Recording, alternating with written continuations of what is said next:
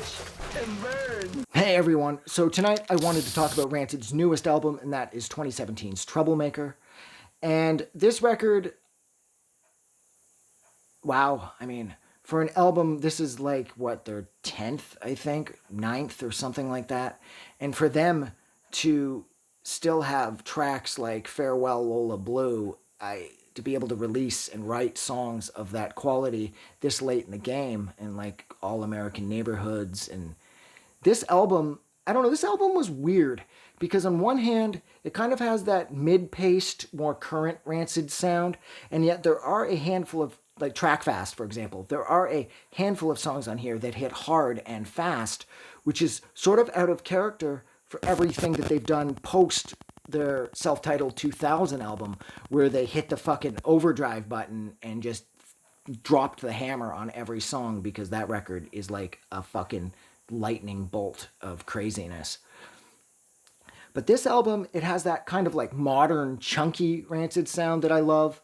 But like I said, parts of it really pick up and get really aggressive, which is awesome because this is their newest, which means they're not shifting gears and they know who they are, and we all know that already. But it's nice when a band that's been around as long as Rancid still kind of pull out and get hard and fast, and the songs don't just sound kind of like bland and boring, like these old guys are still trying to keep up with the kids. Because no, this record sounds more like Rancid's still leading the charge. It's just the guys in the band happen to be pushing 50 at this point, you know? Troublemaker was amazing. Again, I loved the artwork. I loved the feel. I loved the production. And I love how Mr. Brett produces all their stuff. I love how he's kind of like the fifth member of Rancid. And this, like I said, this record was killer.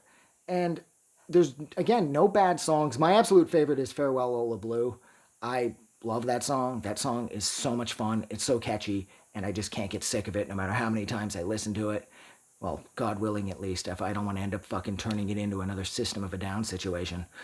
But yeah, Troublemaker is an amazing record, and it's been 5 years plus, and I know COVID most likely had a lot to do with that, because Rancid are known for releasing albums a little sooner than 5 or 6 years, with a 5 or 6 year gap like there currently is.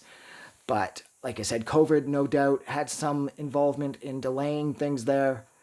And we know that Rancid's got at least, if I had to guess, I'd say Rancid's got at least 3 more albums before they call it quits. You know, maybe 4. So we're looking at least another decade of fucking badass tunes from Rancid, which is a really good thing because I really like them and I don't want them to ever stop. Maybe, too, as they get older, they could do more acoustic stuff, because they did that with the second disc off the deluxe edition of Let the Dominoes Fall, and that was amazing. So, like I said, it would be cool to see them do more acoustic stuff, like they did with like Civilian Ways and The Highway. If they shifted there and that's where they stayed as they got older, I'd be perfectly okay with that, because they're really good. Their acoustic tracks are amazing.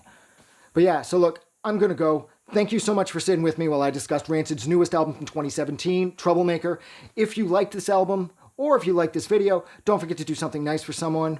And yeah, you guys kick ass, and I will see you soon. Have a good night. I just wanted to say thank you for making it through the entire video. I really appreciate it. And I'm going to remind everyone one more time, even though I've probably already done this in the video that you just watched, to please click the like button as well as the subscribe button, because it helps this channel grow. And thank you for hitting like and subscribe, and we will see you guys really soon.